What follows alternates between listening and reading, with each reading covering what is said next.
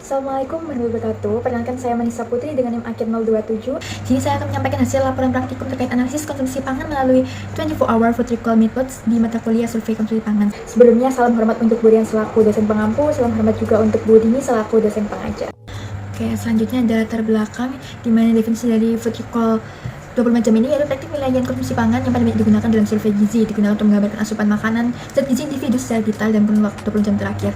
Nah ini tuh makanannya semuanya secara lengkap dari makanan berat, selingan, dan minum-minuman. Keunggulannya apa? Yaitu murah, praktif, aplikatif, dan tidak mengubah perilaku makan karena bersifat retrospektif. Kelemahannya yaitu hasil recall mudah bias, under-reporting atau kurang pelaporan dan tidak akuratan dalam memperkirakan ukuran porsi. Recall dilakukan 2 kali 24 jam yaitu weekend dan weekday. Ini ada data responden yaitu data antropologi dari responden SASP. Juga ada formnya nih, di bawahnya ada dari nama, list makanan pagi siang malam. Ini juga ada instrumennya, foto buku makanan. Ini ada tabel kandungan gizi dan formulirnya yaitu di mana paginya makan bakwan jagung, air mineral, siangnya nasi putih kangkung dan goreng tepung, malamnya bakso.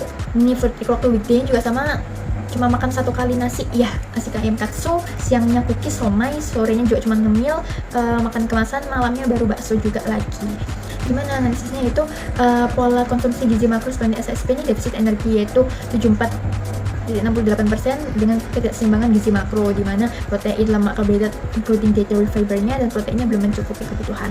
Menggambarkan pola makan yang kurang beragam yang berisiko menimbulkan defisiensi gizi kronis. Jika segera diperbaiki, harus segera melakukan diversifikasi makanan sebagai sarannya.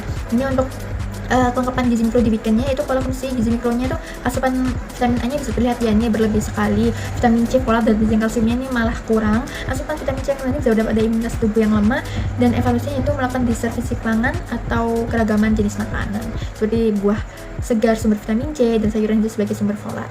Nah, ini untuk penelitian di weekday yaitu asupan energi respondennya itu lebih rendah dibanding akhir pekan yaitu 51,22% dari kebutuhan harian. Asupan protein pada weekday terlihat bertambah hingga 45,15% dibandingkan dengan asupan protein weekend. Asupan lemak relatif mencukupi karena mencapai 104,3% dari kebutuhan. Namun ketidakseimbangan menyebabkan tubuh tidak dapat pasokan energi yang seimbang, sehingga meskipun protein tercukupi, metabolisme energi tidak berjalan dengan optimal. Sarannya itu tingkatkan asupan energi karbohidrat kompleks serta pangan berserat.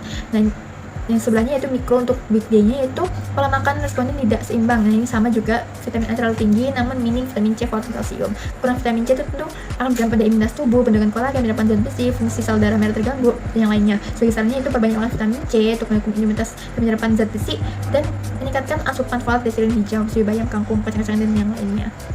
Juga ada tabel dari kecukupan gizi makronya di mana semuanya belum memenuhi dua rentang, yaitu bagaimana energi dengan rata 1077 kilokalori terdapat 47,85% dari AKG, dan sangat jauh di bawah standar sehingga masih mengalami energi kronis defisit atau gizi kurang. Untuk proteinnya juga sama, masih di bawah karena masih 48 gram dari 60. Walaupun persentasenya kecukupan protein ini unggulan lebih baik dibandingkan zat lainnya, tapi masih juga tetap kurang karena kan protein juga penting dalam mempengaruhi proses pertumbuhan, perbaikan jaringan dan sistem imun. Nah, ini lemaknya juga ratanya hanya sekitar 38,84 gram, itu secara cuma 59,71%.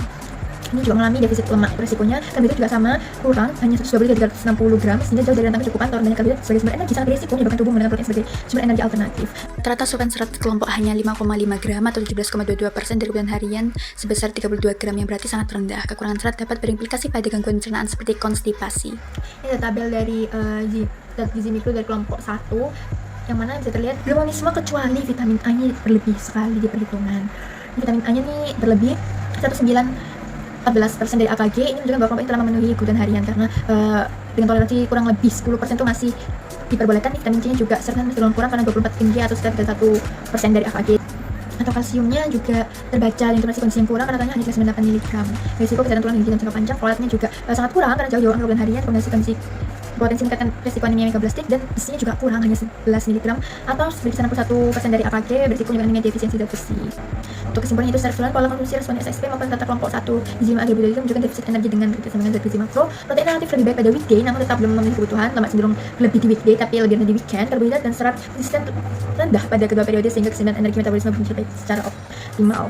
Sebagai seorang gizi secara meningkatkan kemampuan kritis dan mengaitkan data asupan pada strategi dan risiko kesehatan serta melanjuti praktikum dengan role play konseling gizi berbasis hasil recall.